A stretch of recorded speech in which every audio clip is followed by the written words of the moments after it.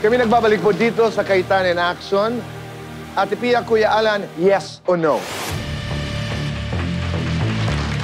Narito po ang una. Kuya Alan, Ate Pia, ang tanong ko po, kakasal ko lang po kasi at nangangarap magkaroon din ng sarili naming baby.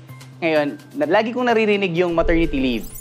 Ang tanong ko po, meron din po bang leave para naman sa mga tatay? Yes or no? Yes, there is. We have a paternity leave law that gives the father 7 working days paternity leave. It's very important for me to add, in the expanded maternity leave law, which is my law, nilagay ko doon na yung leave ng nanay, which is 105 days, pwede siyang mag-pass a load, pass a leave. Sa kanyang, yes, wow. Nilagay ko yun doon. Pwede siyang mag-pass a leave ng equivalent din sa 7 days sa kanyang husband. Kahit hindi niya kasama sa trabaho, di ba? Or partner, regardless kung sa work. And the reason for that is, we recognize na government also wants to provide a policy na pinupush din natin yung fathers to be active parents, to be involved in the parenting at the earliest stage of the baby. Learning. Thank you po. Congratulations. Salamat po. Question number 2. Kuya Alan, Ate Pia, following up lang po on that paternity leave question, no? May karapatan din po ba sa paternity leave na ito ang isang ama na hindi kasal sa isang babae? Yes or no? No, wala. Kasi ang nakalagay talaga sa batas, kailangan married. Yung exception, so generally no. Ang exception, yung sinabi ni Ate Pia, na kung siya ay partner at pinasa yung 7 days. Okay. Pero kung yung hindi kasal at hindi naman pinasa nung nanay, no ang sagot doon. Wala siyang 7 days. Alright, understood po. Thank you po. Thank you. Next question.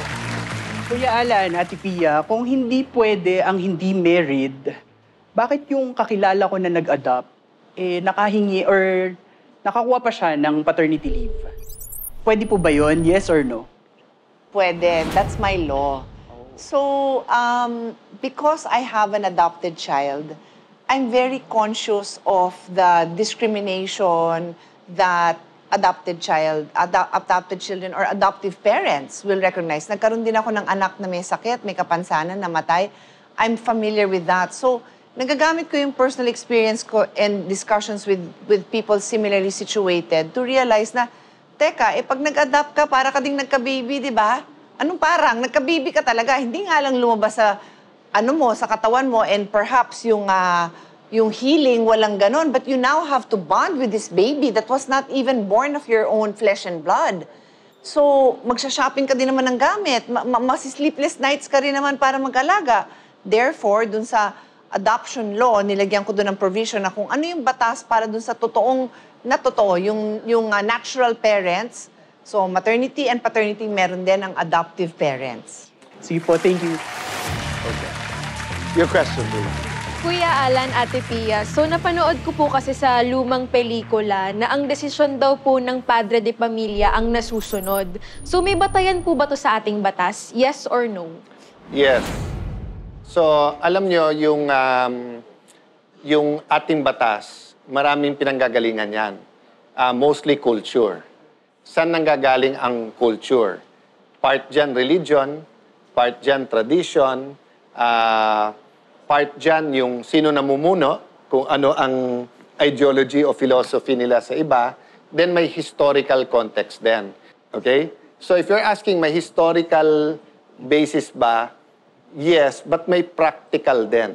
So meaning, if this was a purely maternal society, and there are a few that tinuturo nga nila sa college, di ba, that etong lugar na to, yung lalaki ang nasa bahay, yung babae nag-hunt, it would be possible that in their law, pagka may conflict, yung babae magdi-decide, di ba? But most kasi of historical ay paternal.